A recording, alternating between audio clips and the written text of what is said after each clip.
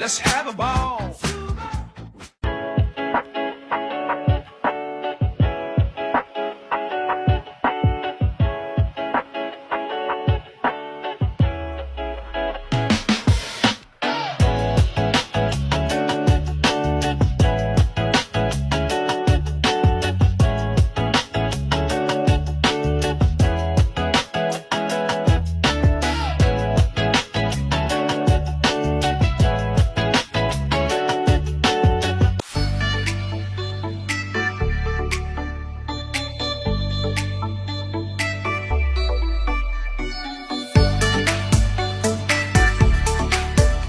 Assalamualaikum Ibu, maaf mengganggu.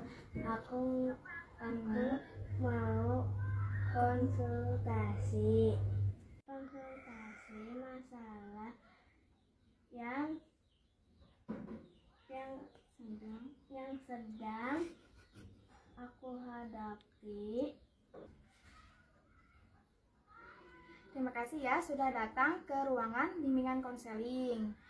Gimana kabarnya hari ini? Baik. Nah, sebelumnya Nadine pernah mengikuti konseling individu? Belum Ya. Nadine tahu nggak sih konseling individu itu apa? nggak tahu. Ya tahu ya. Jadi konseling individu ini yaitu suatu bentuk layanan bimbingan dan konseling yang dilakukan secara tatap muka seperti ini ya, antara konselor dan seorang individu. Layanan ini bertujuan untuk membantu individu menyelesaikan masalah pribadi yang bersifat khusus, mendalam, dan tidak dibahas dalam kelompok. Nah, seperti masalah belajar, masalah keluarga, masalah emosi dan kepercayaan diri. Nah, masalah pergaulan juga atau bullying. Terus, konseling individu juga ada 3 asas. Yang pertama itu asas kesukarelaan, asas keterbukaan, atas kerahasiaan. Yang pertama atas kesukarelaan yaitu dimana Nadine datang ke sini ini apakah secara sukarela? Bukan. Ya, berarti tidak ada paksaan ya? Ya. Ya, tidak ada paksaan. Terus asas keterbukaan. Nah, atas keterbukaan ini Nadine ini bercerita masalah apa yang dihadapi ya. Selanjutnya atas kerahasiaan. Atas kerahasiaan ini, nah ketika Nadine bercerita, ibu akan merahasiakannya, tidak akan secara privat ya. Sebelum berlanjut ya, coba ibu akan ngasih surat pernyataan persetujuan untuk bimbingan konseling individu. Nah, silakan diisi dulu.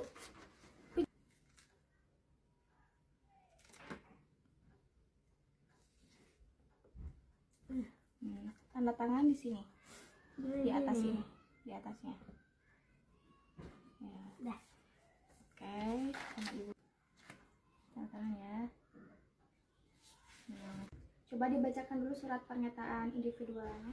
Saya yang bertanda tangan di bawah ini, nama Nadine, kelas 5 sekolah SD, tanggal 20 Juli. Dengan ini menyatakan bahwa saya bersedia mengikuti layanan konseling individual bersama guru bimbingan dan konseling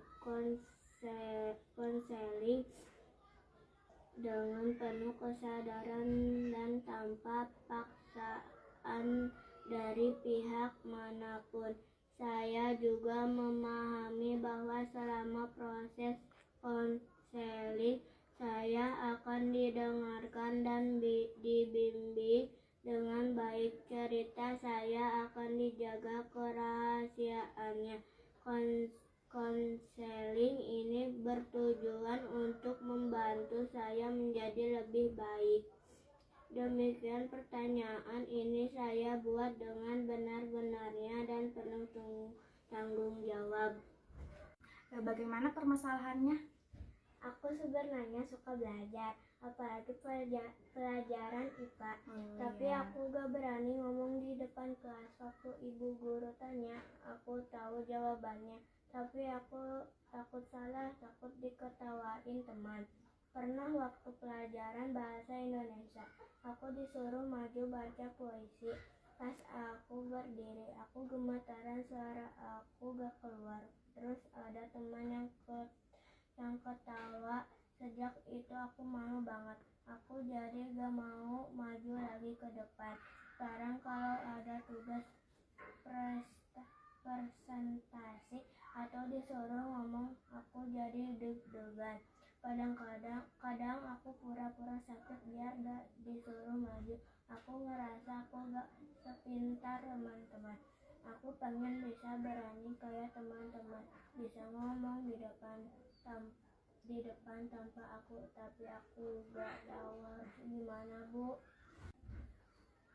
Permasalahan ini udah berapa lama? 1 bulan, Bu. 1 bulan. Nah, sebelumnya Nadine pernah mengatasi permasalahan ini? Belum pernah. Belum pernah ya. Dengan apa yang Nadine alami selama ini, apa ada dampaknya?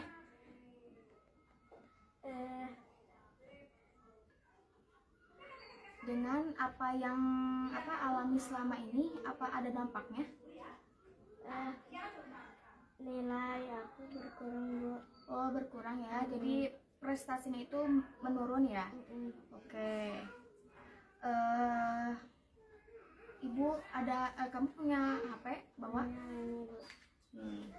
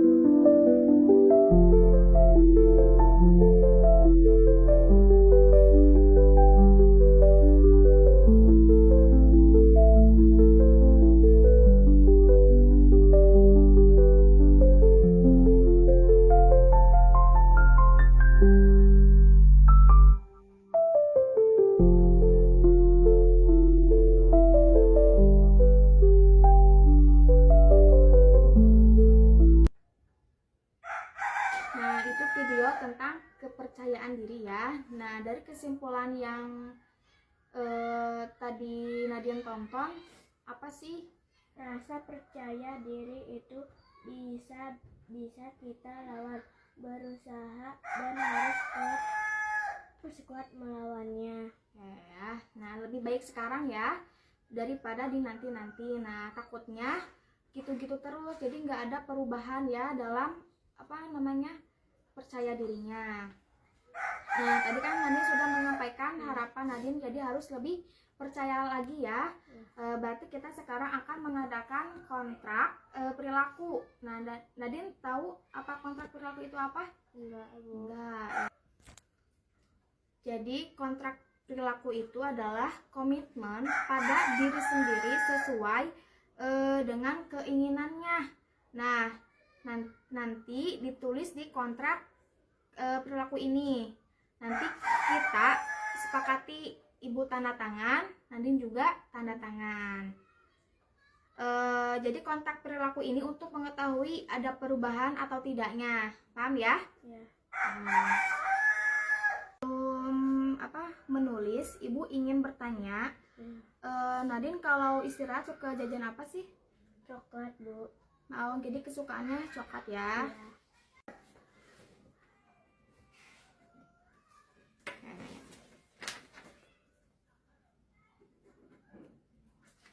Coba bacakan dulu ininya dari sini.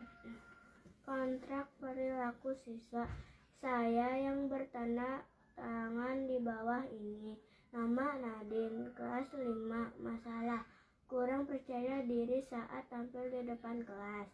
Dengan ini saat berkomitmen untuk atau berusaha tampil di depan kelas minimal 1 kali dalam seminggu, menjawab pertanyaan guru atau membaca tugas. 2. Tidak pura-pura sakit atau menghindar dari tugas presentasi. 3. Tetap mencoba meskipun merasa takut.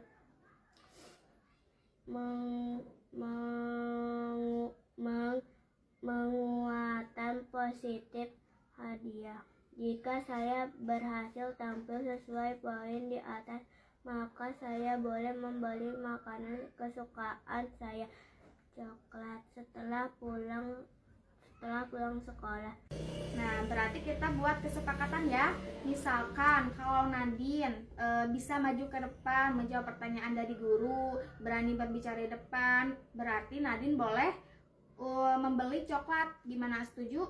Setuju. Ya, setuju ya. Tetapi kalau Nadine masih takut menjawab pertanyaan guru, berarti Nadine tidak boleh membeli makanan. Tidak boleh membeli makanan kesukaan Nadine ya. Nah, sekarang isi dulu kontraknya. Nah, kontrak ini Nadine yang pegang. Yang ibu harapkan yaitu bukan kontraknya, tapi kesadaran Nadine sendiri untuk tampil berbicara di depan. Bisa dipahami? Ya, Iya, bisa dipahami ya. Sebelumnya ada yang ingin disampaikan?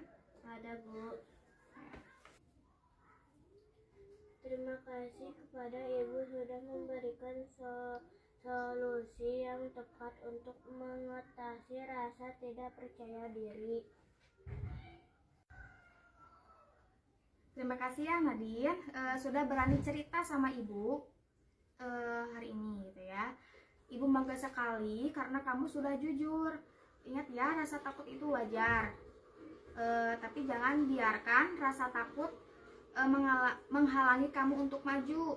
Kamu itu pintar, kamu punya banyak hal baik dalam diri kamu. Nah, mulai sekarang coba sedikit demi sedikit percaya sama diri sendiri. Nah, ibu tahu kamu bisa asalkan kamu terus berusaha ya. Nah, dan jangan lupa kontrak perilaku ini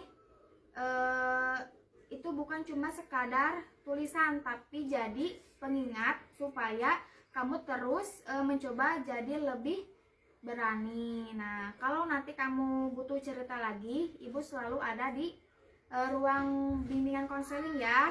Semangat ya. Jangan takut salah karena semua orang pasti pernah salah. Yang penting kamu mau belajar dan terus mencoba ya. Ingat ya, keberanian itu bukan berarti tidak takut, tapi berani meskipun sedang merasa takut. Nah, ibu yakin sedikit demi sedikit kamu pasti lebih percaya diri, mulai dari hal kecil seperti berani menjawab pertanyaan di kelas atau ngobrol dengan teman. Nah, kamu gak sendiri. Ibu dan guru-guru di sekolah selalu siap bantu. Terus semangat, jangan menyerah. Oke.